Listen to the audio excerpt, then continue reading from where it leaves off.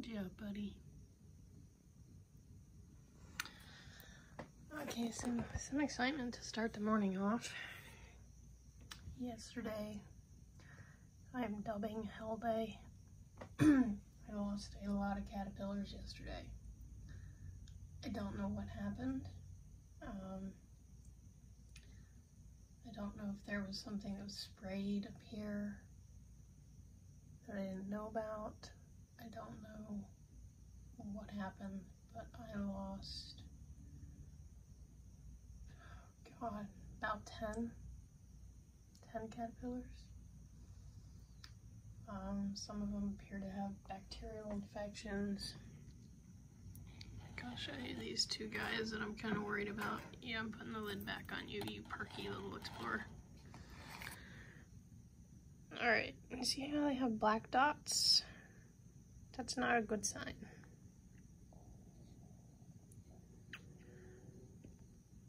So I isolated everybody that had black dots.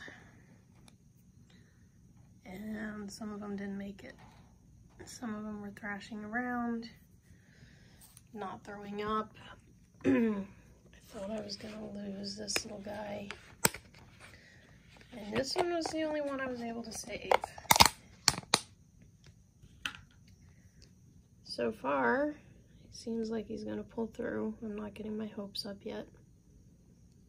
I don't have a lot of milkweed leaves left, but since this one almost died, and I managed to kind of bring him back, he's getting the common milkweed that I've got left. So, this is the only one I managed to save yesterday. Yesterday was a very, very bad day. And I don't know if it's because it's later in the season. I just don't know. I know a lot of people have been having trouble this year with various ailments and losing a lot of caterpillars to T-fly, to infections, to numerous different things. And I lost a lot yesterday. It was a very, very bad day. So happy to start the morning with something a little more exciting. Oh, looks like we got another one getting ready to go too. Let's go watch this one.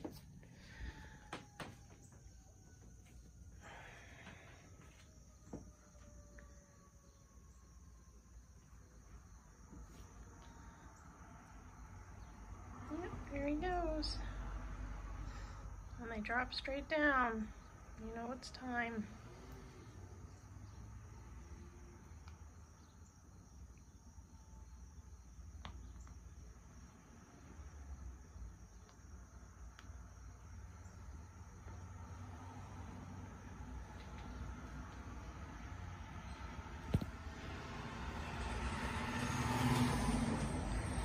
And I put this one in here to find a spot naturally. Of course, he went to the corner. I always love the corners. So, depending on which way the wings are facing, I think the wings will be facing the right direction, so I might just leave him or her in the spot.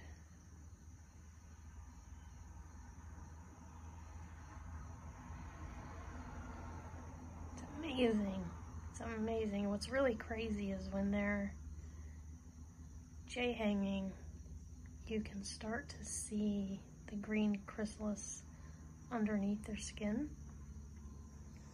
So it almost looks like they're sick because they turn this funky green color. But it's just the chrysalis underneath their skin, and you can tell when they're getting close as a fifth instar if you look or get a chance to look at their belly. It'll start looking green, the same color green as the chrysalis. And that's when you know that your fifth instar is getting close to looking for a spot to J-hang. The first few days of fifth instar, their bellies are just kind of this clear, opaque looking white color. And then when it gets closer, it turns green because it's the chrysalis forming underneath their old skin. So this one got to hang naturally. Yay, I didn't have to rehang it. I'm not going to.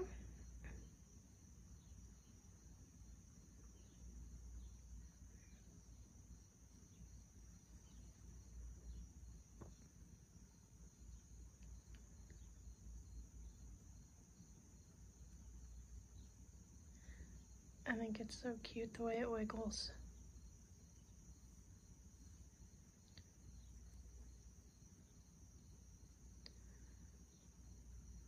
But it's got to get that old skin to drop, and then it's got to pull itself up and kind of collapse itself in.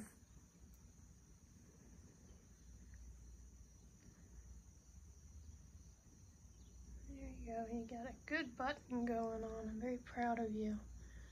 I've had a bunch of very poor button makers lately.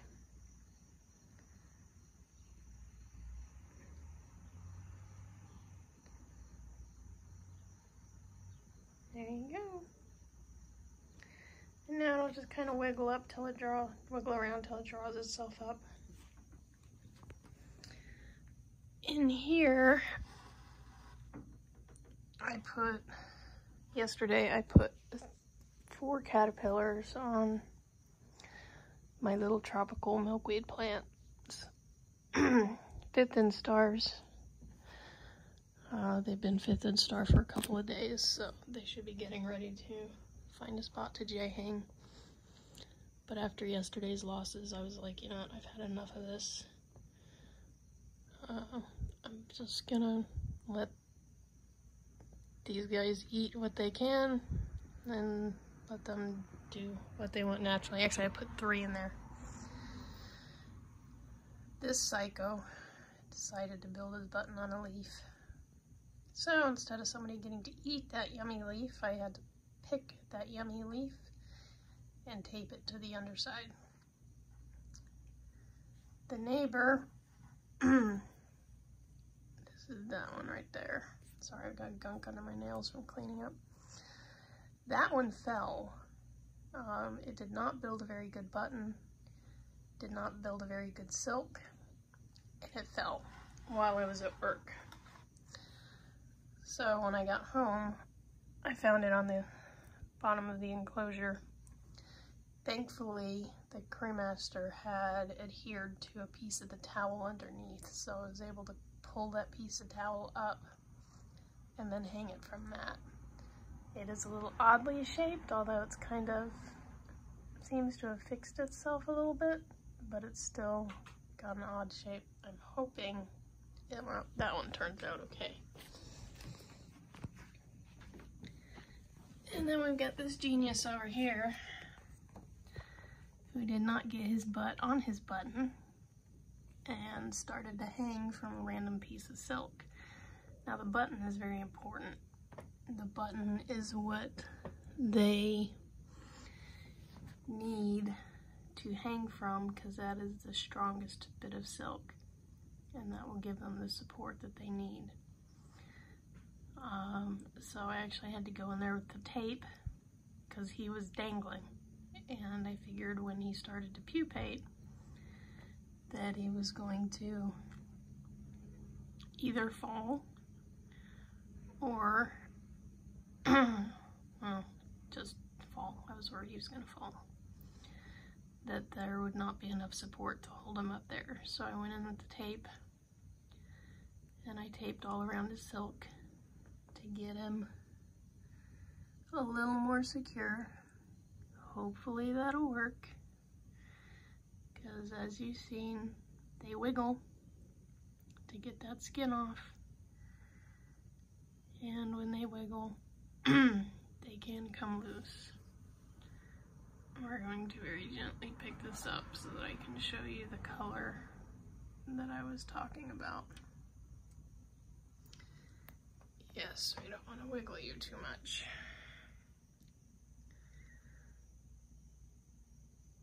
Come on, focus. Alright, so you can kind of see that he's turned the green color that he will be for in chrysalis.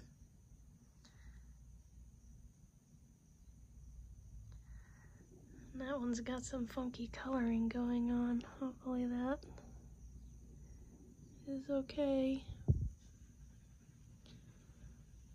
We'll see as he hardens. If he's normal when he hardens, and I'm cool with it. But you can see my tape job. You can see all that silk. So we'll go ahead and put you back to do what you're gonna do. Go for it, buddy. In here we have two very healthy 4th instars, hoping to keep them that way. They've been eating the imitation diet. I've had a big problem with my 5th instars. As soon as they hit the 5th instar, they start refusing the replacement diet, which has caused me a lot of stress. I mean, they flat out refuse to eat it, and I've left them in there for a full 24 hours with the replacement diet. To you know, get them good and hungry and say, okay, eat this. And they were just refusing. They were eating their silk off the side of the walls. They were chewing on the plastic, which really worried me because I didn't want them in. I mean, they've got very strong little mouth parts, and I didn't want them to eat plastic and ingest plastic. So I've had a big problem with that so far. I've only had one 5th instar who ate the artificial diet all the way through. All the others since then have refused it, which is why I broke out the butternut squash. And for some reason, they are also refusing to eat any of the cuttings from my butterfly weed, which is really strange because in previous videos you've seen, they really loved that stuff. And they refused to eat that too. And all they wanted was my big leaf common milkweed. So I ran into a problem because I have plenty butterfly weed to clip and cut and let them eat, and they didn't want it. They wanted nothing to do with it. So I decided on butternut squash, and you can see my little common milkweed plants don't have much left on them. I've got my heart-shaped milkweed. It's got a few leaves left on it. And right there is another tropical milkweed.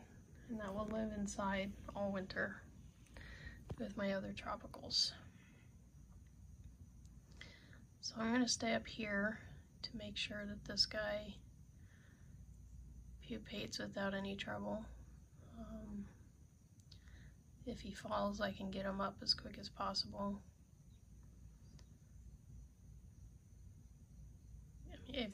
People have had them successfully pupate and go through the whole chrysalis process on the floor, and they emerged okay. I do not feel confident in doing that. I just don't. More power to the people who've had success with that. I just don't feel comfortable with that. Yeah, he's working on it. He should be starting to drop straight down here in a minute. His filaments have gone all limp. But in here, we have 3 on butternut squash. You can't really see them. There's one underneath that one. There's one right there. And where'd number 3 go? For some reason, they like to burrow into it. Okay, this is weird. There were 3 in here. I know there were 3 in here. I counted. Nope. Oh, fighting. There he is. Okay. I don't know if he's looking for a place to form his chrysalis, but he's kind of wandering around a little bit. So that one might need to go into the big enclosure. I'll keep an eye on him. See what he's up to.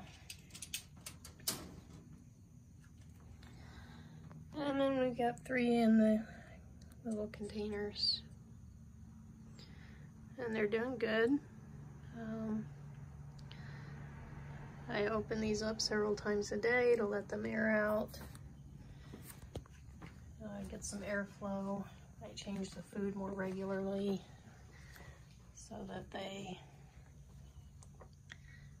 don't have any old food. There's no possibility of mold. There's no contaminants. I mean, the food is supposedly sterile, but I would think after a couple days in the heat, or even 24 hours, being unrefrigerated, it would start developing bacteria of some sort. So I've started changing that out daily so that they don't get any infections, because yesterday, whew, some of them looked perfectly healthy. They looked perfectly healthy, like the guy in the container on the leaves looked perfectly healthy.